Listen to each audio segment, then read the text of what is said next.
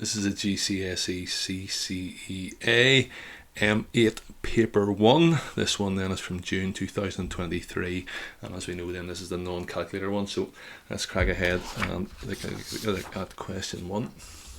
Tony owns a pizza takeaway. Every time he sells 100 pizzas, he records a number that were pepperoni. The table shows some of his data, so we have to complete the table. So obviously then he sells 100 pizzas and 17 of those 100 then are pepperoni, so that's 17 of 100, 0.17. Then whenever he sold 200 pizzas, it's 17 plus 23, which is 40, so it's 40 over 200, so that's 0.2. So you're effectively getting the total number of pizzas by the total number of pepperoni, and working out there. So we need to add these four together here. So remember, we're a non-calculator, so it's 17, 23, 23 and 25, 7, 3, 10. That's going to be 18 and 8, so it's 88. So we have 88, and remember then there's 400 pizzas, and that gives me then 22 over 100, so that cancels down then to 0.22.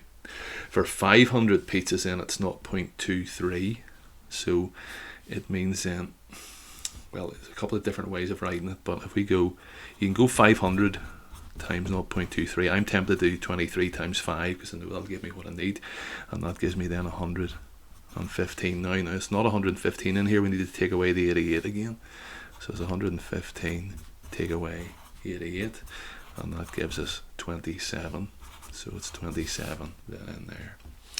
Tony uses this data to predict next year's pizza sales. He thinks he will sell 2,300 pepperoni pizzas next year. How many pizzas is he expecting to sell in total? So if he's using this data, he's using the most accurate one, which is the 500 pizzas bit, and a probability then of 0.23. So it's going to be 2,300 divided by 0.23, and that gives us then 10,000. By drawing a suitable line on the grid, solve the simultaneous equations. So x minus 2y equals 4 is already drawn for us here, so we need to draw this one. Again, feel free to do a wee table of values for just x, y, plot your points, but I'm going to do it as y equals mx plus c. So c is my y-intercept, that means I know it crosses at 3, and a gradient of 3 means I go across 1 up 3 every time, so across 1 up 3, across 1 up 3. That means I can go across 1 down 3 to continue this on down. Hopefully you can see it, and there's actually where they're going to cross, and I get my ruler then and join them up.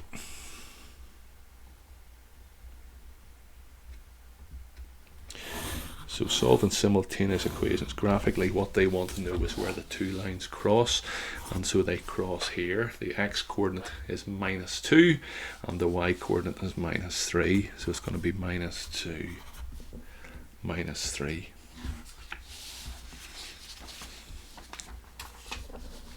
Find the nth term of the sequence. I number them 1, 2, 3 and 4.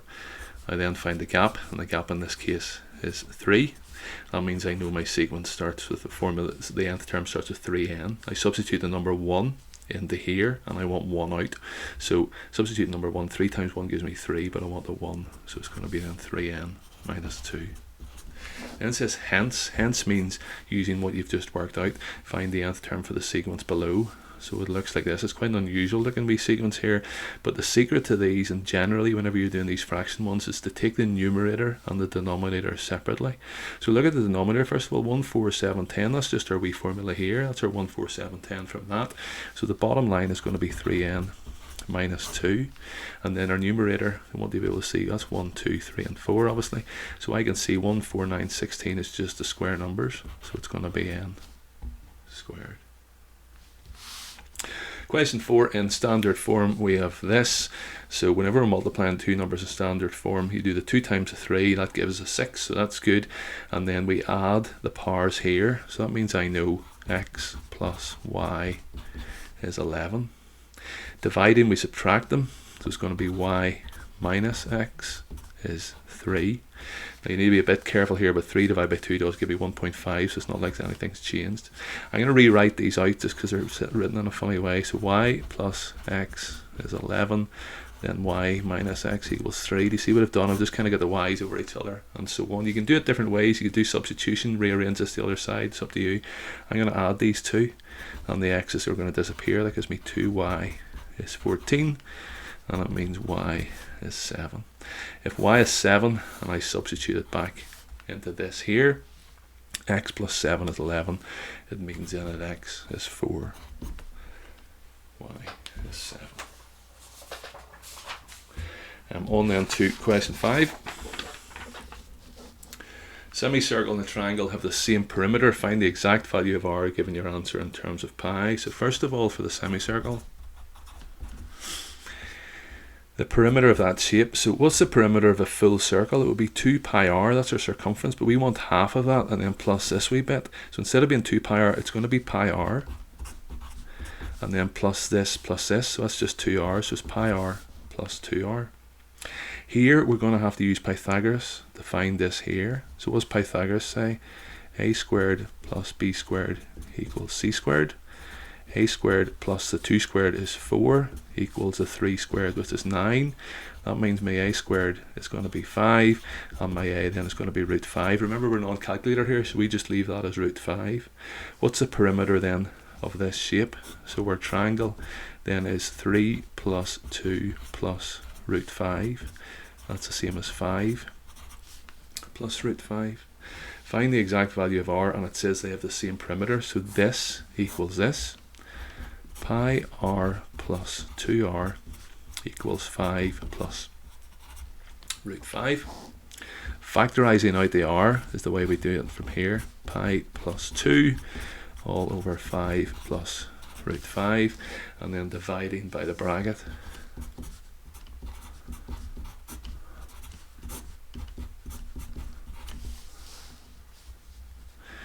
5 plus root 5 all over pi plus 2. Question 6 arises, a dice is rolled once and a coin is flipped once. Here are the 4 events. Event A is the roll of the dice is even. Event B, the roll of the dice is odd. Event C, the flipped coin lands heads. The flipped coin lands tails. Write down 2 of the events that are independent, so they have nothing to do with each other. And so, for example, the dice has nothing to do with the coin. So I'm going to write down then A and C. Write down 2 of these events that are mutually exclusive. That means they can't happen together. Well, we could roll a dice and get an even number, and then toss a coin and get a heads, but you can't roll a dice and get an even number and get an odd number at the same time. So event A and B. There are other options again, other correct answers. 2 events P and Q are mutually exclusive. What's the probability that either event P or event Q occurs? So if they're mutually exclusive, then we just add the 2 probabilities together to get P or Q. So that's going to be our first option here. It says to circle the answer. So that's me circling there.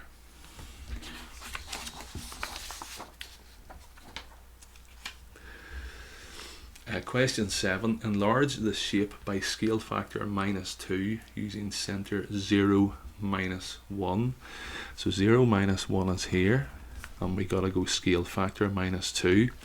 So this goes to the right 2. That means I got to go back here and go to the left 4. This goes up 1, go back to here, go down 2. Across 1, up 2, I'm going to go back 2 and down 4. I join up my points.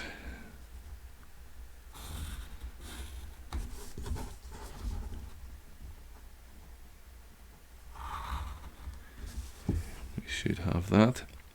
There's a slight wee check you can do as well. You should be able to draw straight lines that go from the equivalent corners that go through the centre. So see, that goes through the centre, that goes through the centre, and that goes through the centre of enlargement. So that kind of helps us see we have a good chance of being correct there. Question 8. Lucy and Martin play in different chess leagues. The probability that Lucy wins her next chess game is 2/3. The probability that Martin wins his next chess game is 2/5. What's the probability that only one of them wins their next chess game? So 2/3 times 2/5 is 6.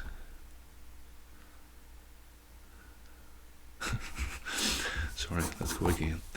If one of them, so, right, let's see. We could do it if you want as a tree diagram.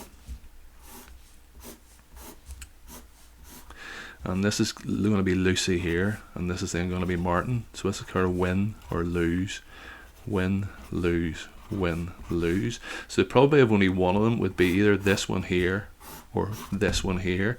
So that's Lucy winning and Martin losing. So Lucy winning and Martin losing is 2/3, and then him losing is obviously going to be 3/5, and that gives me 6/15. That does cancel, but it's a good idea actually not to cancel to start with. Then Lucy losing and Martin winning. So Lucy losing is going to be 1/3, and then him winning is 2/5. So that gives me 2/15. Now it's quite easy then to add the two of them together, obviously. And so my answer then 6/15, 2/15 is 8/15. Cuboid has a volume of 150 centimeters cubed. The height of a similar cuboid is twice the height of the original cuboid. Calculate the volume of the larger cuboid. So if they're similar, then it's going to be each of the things are twice as big. So because they're similar shapes,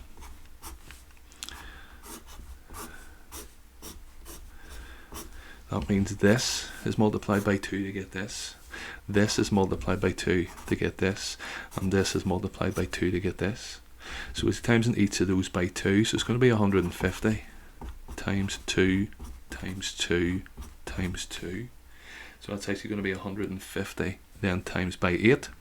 Or you can just kind of times it by 2. Might be easier for your non-calculator bit. 150 times 2 is 300.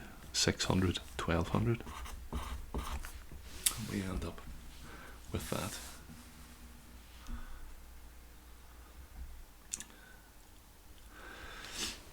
Work out the value of integers a and b. Show all your working clearly. So we're going to let's multiply this out and see what we end up with, and see if we can equate it then to this. So we're 2 plus a root 3, and that's upon 2 plus a root 3.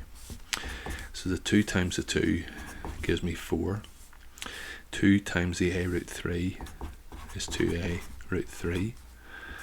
Inner 2a root 3, and then a root 3 times a root 3. Root 3 times root 3 is 3, so it's going to be 3a squared. So let's see what we have here. So our numbers are going to be, so we have 4 plus 3a squared plus 4a root 3, and we think that equals b plus 20 root 3. So that means our a then is going to have to be 5. Do you see that? Because the 4a is the same as the 20. So that means my a is going to be 5. And then the number bit is then going to come from here. This is all getting a wee bit messy. So 4 plus 3 upon 25, that's 75 plus 4, so 79. So that then is going to be the b part. So that's 79, and the a part, yeah, I think we worked out, was 5.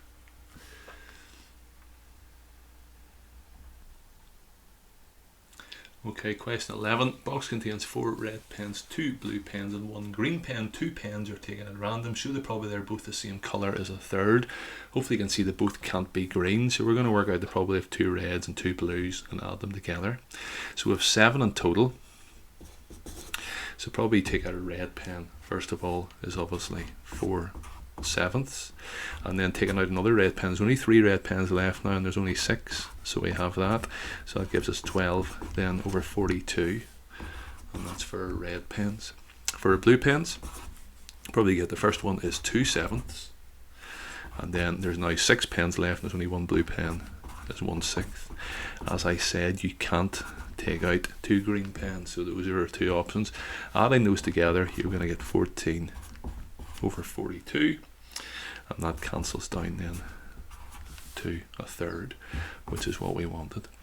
What's the probability that neither of the two pens are green? We can go through all the different options and stuff. I'm just going to work out the probability that the pens are green and take it away from 1, I think. And so you can't have both pens being green. So what's the probability 1 is green?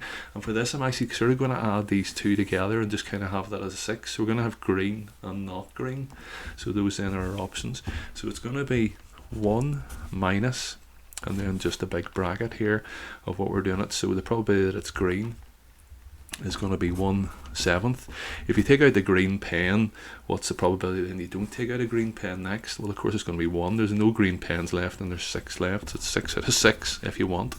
The other option is you don't take out a green pen, so that would be then 6/7, and then there's a green pen left in the 6, so that's then going to be 1/6.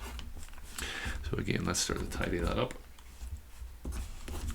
That's going to be 6/42 plus 6/42. That gives me 1 minus 12/42. 12/42 cancels down then to 2/7. So 1 taken away from 2/7 then is going to give me 5/7. There are, as I say, other ways of doing that, but that's one reasonable method for us.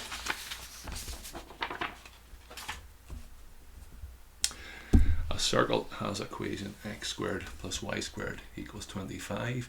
PQ is a chord of the circle. PQ has equation y equals minus 2x minus 5. Find the coordinates of P and Q.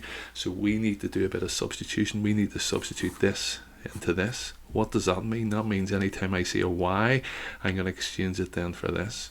So I'm going to write then x squared plus minus 2x minus 5 all squared equals 25, and multiply this out then and tidy it up.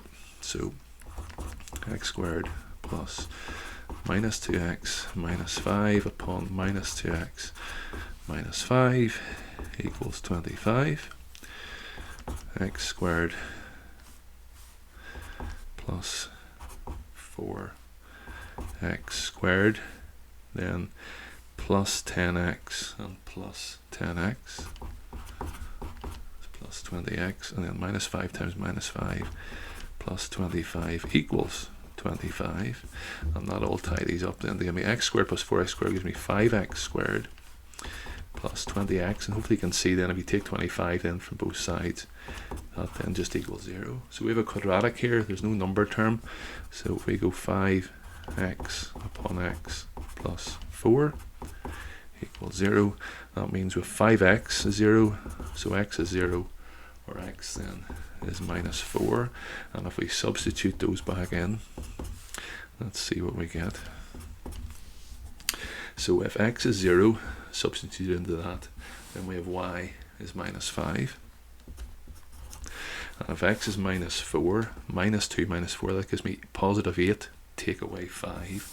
So that gives me 3. They've asked for the coordinates of P and Q, so it's going to be 0, minus 5, and minus 4, 3. Find the equation of the diameter of the circle which is perpendicular to PQ. So let me see. So the diameter of the circle, first of all, we know is going to go through the center, and the center is 0, 0. So we have that. So all really we need to know, so it's going through 0, 0, then if its y was mx plus c, the c bit has to be 0 because our y-intercept's then going to be 0. So we effectively just need to find the gradient. So I'm going to find the gradient here of the PQ, and then the negative reciprocal will be what we're looking for. So gradient m of PQ is going to be y2 minus y1 all over x2 minus x1, 3 minus minus 5, that's 8, then minus 4, 0, minus 4, so it's going to be minus 2, then therefore gradient of the diameter is the negative reciprocal of that is a half. And that's all we need. We know it's going to be then y equals a half x plus 0 if you wish, but that's where we are.